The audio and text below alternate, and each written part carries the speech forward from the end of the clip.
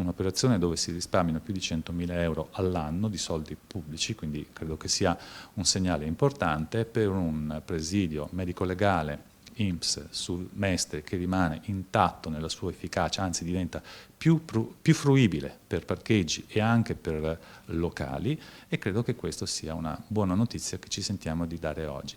È soddisfatto il direttore regionale dell'INPS Veneto Antonio Pone. Da ottobre il centro medico legale di via Fogazzaro a Mestre si trasferisce in via della Pila a Marghera, in ambienti messi a disposizione dall'INAIL.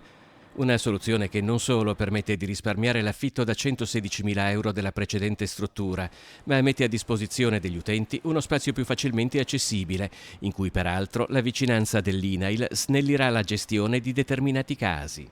Il paziente che viene a visita da INAIL e su cui il medico INAIL nutre qualche dubbio di competenza lo fa vedere anche immediatamente al medico INPS che è presente in sede, e quindi la soluzione si trova immediatamente, evitando tutto quel flusso di comunicazioni che prima era imposto dalla distanza. Il dialogo tra INPS e INAIL è un esempio di sinergia tra enti pubblici che, nelle parole dei suoi due direttori regionali, nasce da una cultura comune di servizio alla cittadinanza, in un percorso seguito da vicino anche dal Comune di Venezia. Ci siamo sempre scambiati informazioni reciproche per arrivare al risultato. È un obiettivo raggiunto senza tanti clamori, senza tanti proclami, ma facendo sì che ci sia una razionalizzazione. È quello che secondo noi è la miglior cosa che si può ottenere. Anche le associazioni,